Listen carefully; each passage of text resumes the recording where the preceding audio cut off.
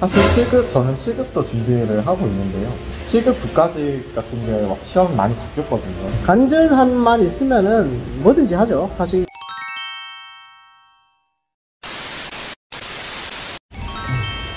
찾아오셔서 저도 참 옛날 생각이 나고, 그리고 저도 옛날에 공무원분들에게 큰 도움을 받았기 때문에 저는 안 들어 도움을 주려고 노력을 했는데 도움이 됐을지 모르겠습니다. 그리고 제가 한 가지 좀 부탁을 해서 이제 서울시 그리고 국가직 합격자분이신데 제가 도움이 된다면 이제 수험생분들에게 할 수 있는 좋은 얘기를 좀 들어보고 싶어서 인터뷰를 몇 개 좀 해보려고 합니다. 그러면 좀 잘 부탁드리겠습니다. 네, 안녕하세요. 저는 일단 수험 공부한 지 조금 올해 3년차 정도 됐고요.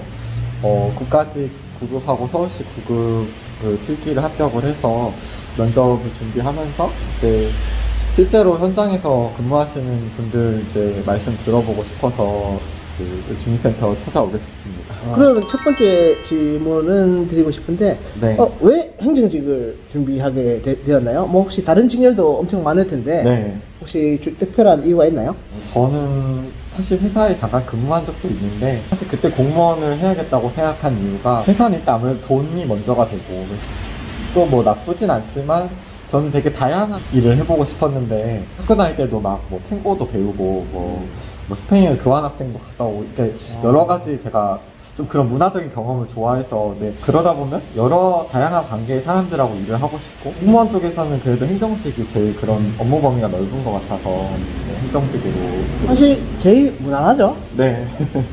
사실 많은 분들이 뭐 행정직을 준비하니까 네. 뭐 저는 아무 생각 없이 준비를 했었죠. 네. 제일 많은 분들이 준비하기도 하고 네. 사실 많은 일을 하기도 하고 네네. 제일 무난합니다, 진짜 행정직이. 네. 두 번째 그럼 질문 드릴게요. 네. 어떻게 여기 주민센터나 이제 구청 등 현직 공무원을 찾아올 생각을 하셨는지 좀 궁금하고 정말 대단하다고 생각합니다. 그 열정에 반할 것 같아요.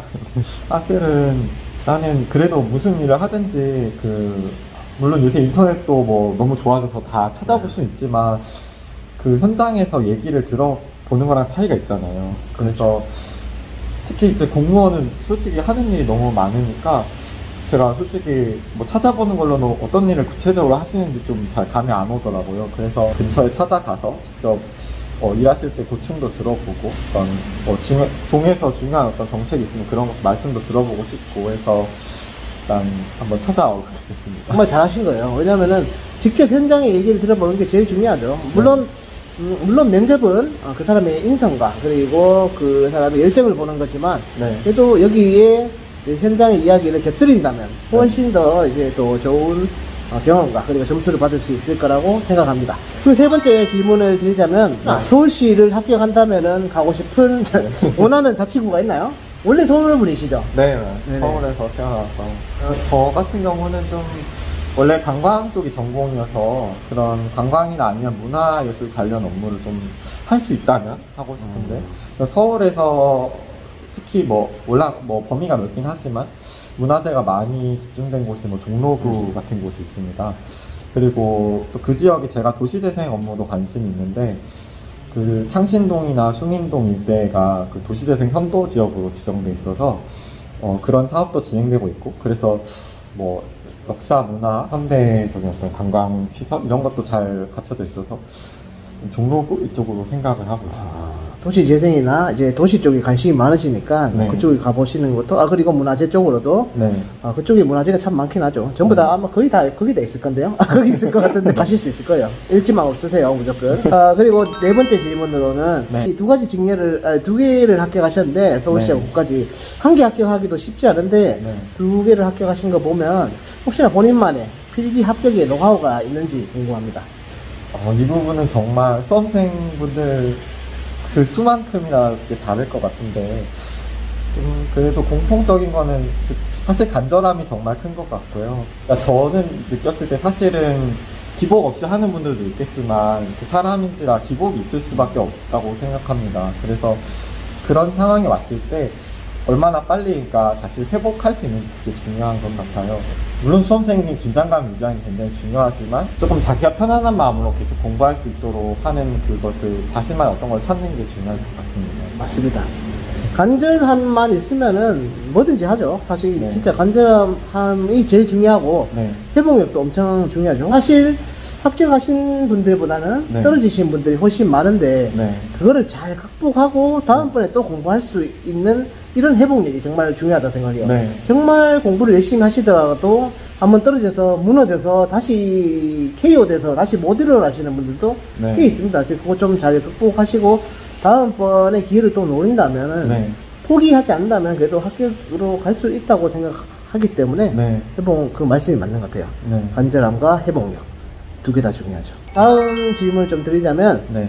22년부터는 이제 또 과목이 바뀌잖아요. 네. 그래서 지금 수험생들이 많은 혼란을 또 겪고 있다고 얘기를 들었는데 네. 이제 22년부터 바뀌는 과목에 대한 수험생으로서의 생각 그리고 수험 시장의 분위기는 또 어떤지 네네. 그게 좀 궁금하네요. 일단은 아마 말씀하신 부분이 이제 뭐 9급 같은 경우는 행정법하고 행정학이 행정직, 일반 행정직 같으면 이제 필수 과목으로 바뀌는데요.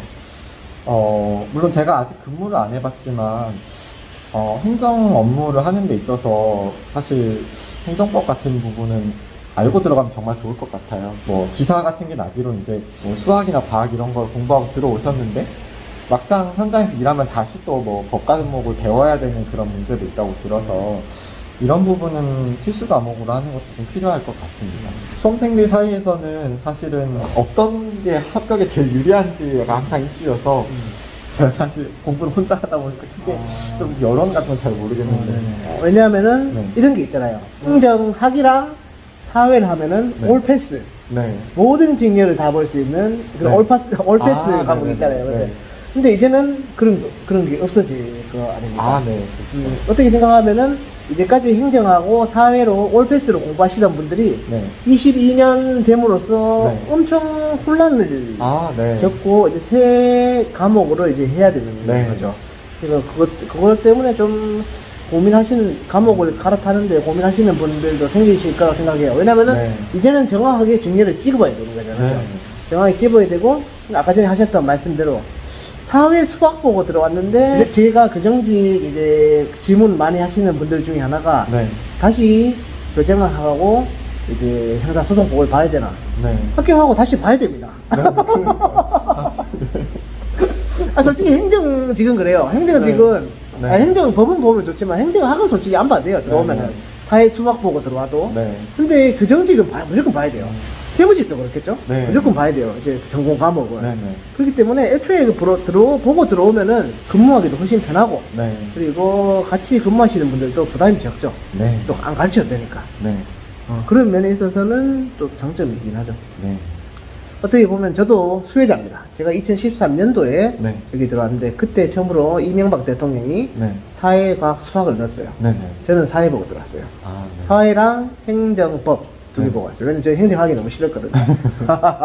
저는 수혜를 받습니다. 아, 그쵸. 그때 아마 취지는 이제 그렇죠. 고교 과목까지 포함하자는, 저는 취지는 공감을 하는데, 또 아마 일선에서 제가 알기로는 이제 현직분들이 오히려 문제가 있다고. 맞습니다. 그것 때문에 특히나 세무직 같은 경우는 네. 사회하고 수학 보고 들어오면은 네. 완전 멘붕 온다 하더라고요. 네. 아예 처음부터 이제 세법을 공부해도 어렵잖아요. 네. 진짜. 근데 그렇게 들어와서 업무를 제대로 안 들어가는 경우도 많다고 제가 얘기 들었어요.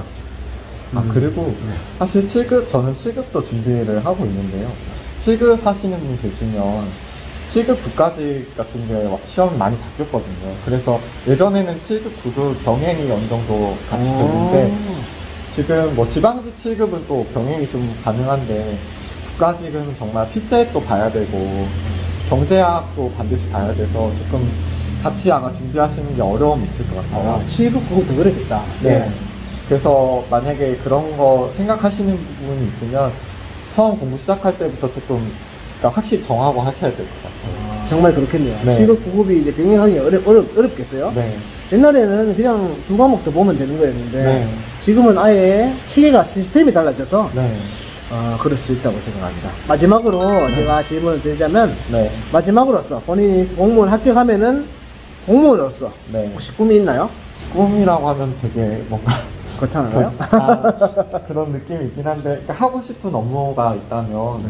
저는 사실 말씀드린 대로 관광 쪽도 전공했고, 제가 그때도 아까 축제 쪽에 관심이 많아서 스페인에 있을 때도 정말 축제가 많이 발달했거든요. 예를 들면 네. 거긴 저희랑 좀 다른 게, 저희가 만약에 불꽃 축제를 하면 한강에서 불꽃을 막 쏘잖아요. 그냥 구경하고 막 예쁘다 하는데, 스페인은 어떻게 하냐면 길거리에서 불꽃 막 폭죽 쏘면서 같이 막 그 불꽃 맞으면서 그렇게 막 행진하고 그러거든요. 아, 예를 즐길 줄 아는. 네. 근데 보는 이게- 것만 알고? 아. 네. 근데 우리나라에서 그렇게 하면 이제 바로 민원이 들어오겠죠. 그래서 이제, 네.